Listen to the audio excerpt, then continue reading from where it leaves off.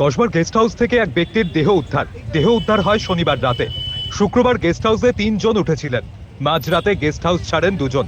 শনিবার রুম থেকে তৃতীয় ব্যক্তির দেহ উদ্ধার হয়েছে।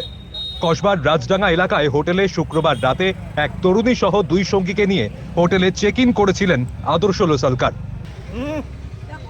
পরের দিন দুপুরে সেখানেই ঘর থেকে তার রক্তাক্ত হাত পা বাঁধা দেহ উদ্ধার হয়।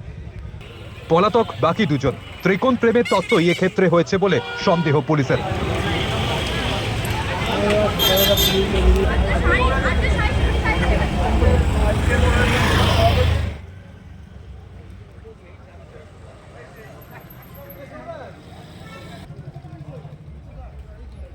পুলিশ সূত্রে খবর, নিহত যুবকের বাবা ছেলের সাঁইথিয়ার এক বন্ধুকে সন্দেহ করছেন।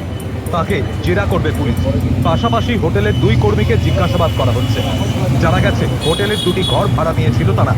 গভীর রাতে আদর্শ বাকি 2 সঙ্গীর ঘরে ছিলেন।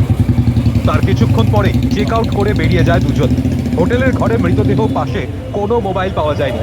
এমনকি শুক্রবার রাতেই আদর্শর ফোন থেকে হোয়াটসঅ্যাপ অ্যাকাউন্ট ডিলিট করা হয়েছে। কসবায় হোটেলে খুন হওয়া যুবকের 2 সঙ্গী নদিয়ার বাসিন্দা ধ্রুব মিত্র ও মহিলা সঙ্গী ব্যারাকপুরের বাসিন্দা কমলা সাহাকে গ্রেফতার করেছে পুলিশ। দুজনেরই বয়স 20 বছর।